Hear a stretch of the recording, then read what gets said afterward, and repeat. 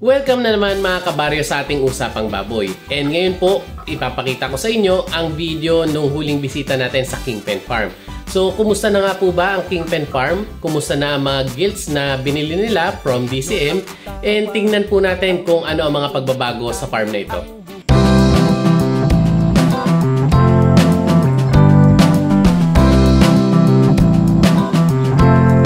Okay, so silipin na po natin ang Kingpen Farm.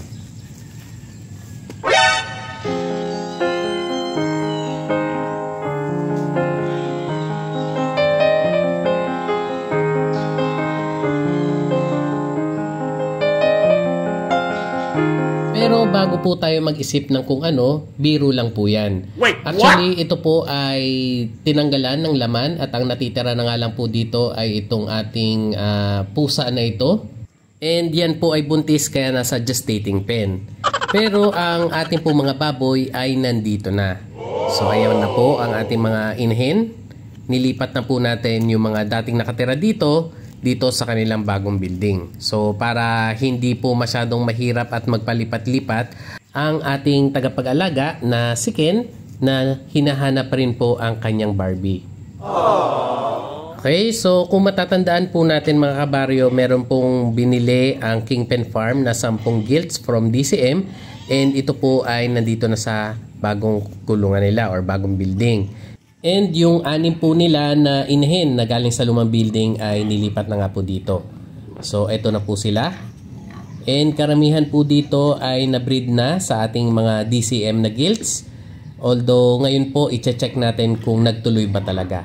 So ito po yung mga DCM natin. Ayan. So mukhang magaganda naman na po ang kanilang mga katawan. And mukhang mas masipag si Sir Ken na linisan ang mga ito.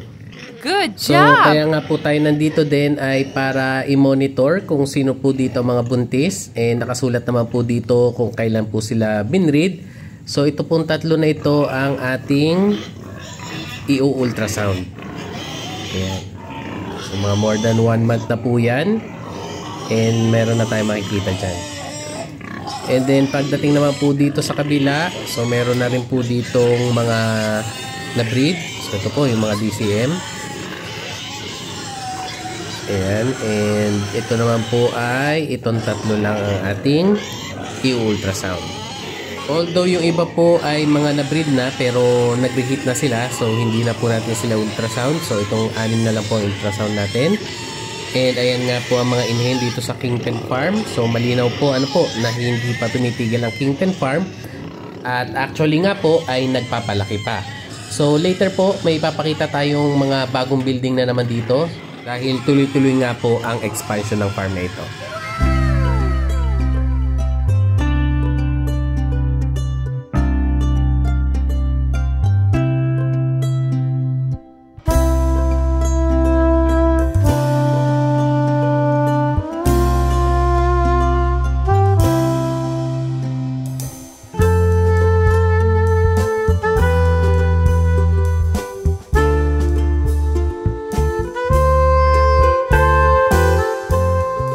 Sa kasalukuyan po, ang Kingpen Farm ay may 16 na inhen and halos lahat po itong mga ito ay nabulugan na. So meron pa ditong forekaling siguro na isang matandang inhen na hindi pa po natin na-dispose. Pero sa ngayon po, sa 11 na merong record na na-breed na, 6 lang po dito yung ating in-ultrasound. And dito po sa right side, so ito pong 3 yung ating in-ultrasound and base po sa nakita natin sa pag-check natin, ito naman pong 3 ito ay positive or mga buntis sila. And then dito naman po sa left side, 2 po ang nag-positive and yung isa po ay under monitoring pa. So titingnan natin kung muli siya maglalandi kasi hindi po malinaw yung ating nakita. So pwede po babalikan ko ito na at i-ultrasound sa susunod nating bisita. So 5 po sa ating in-ultrasound ay positive. Although mukhang maganda po siyang pakinggan, pero hindi po yun yung totoong nangyayari dito sa farm. So sabi ko nga po kanina, halos lahat ng mga ito ay na-breed na. So yung po mga may record ay parang nasa 11. Yung pong karamihan doon ay umulit. And yung iba po ay under 1 month pa lang po mula nung na-breedan.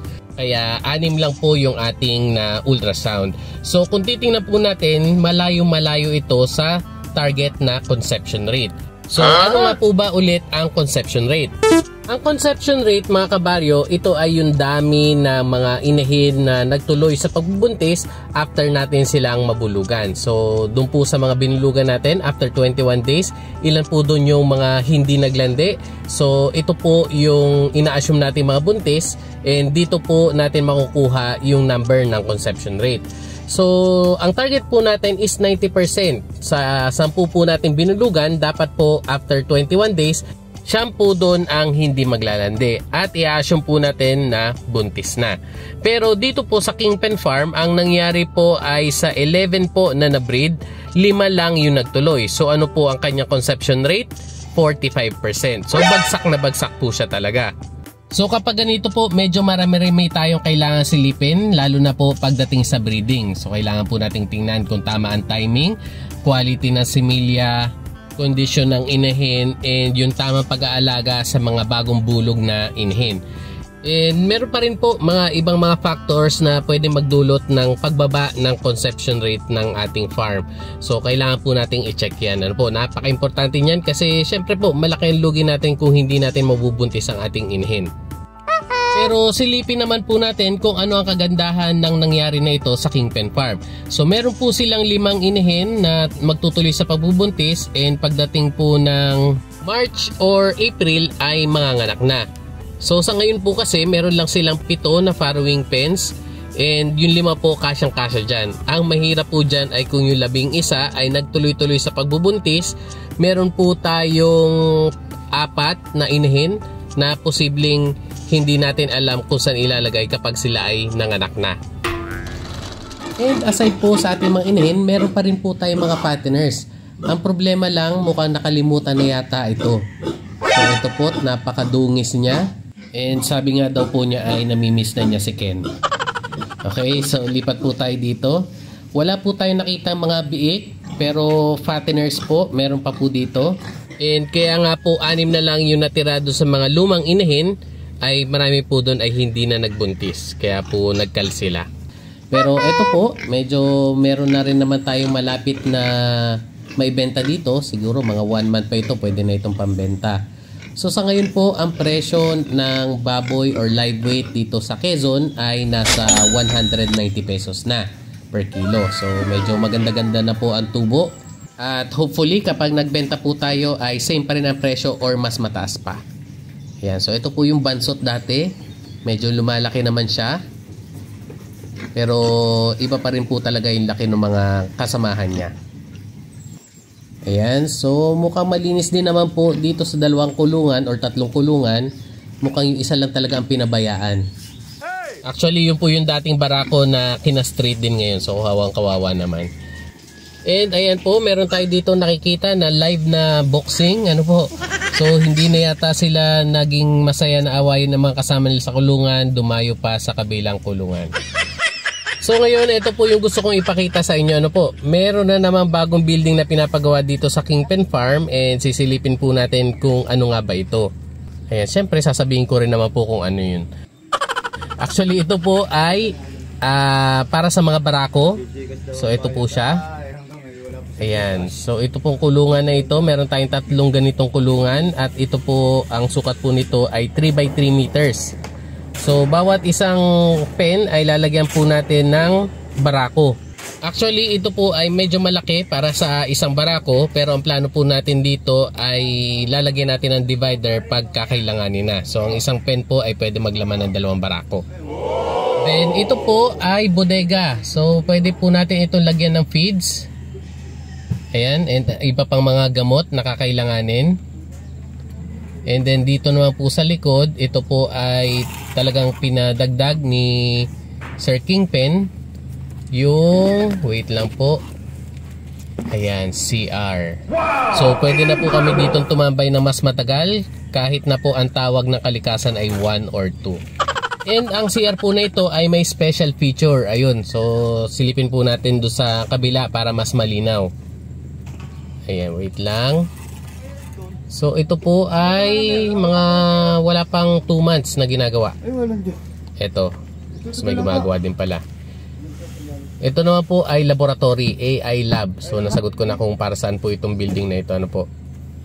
So ayan. Ang special feature po ng CR, ayun, meron po dong butas.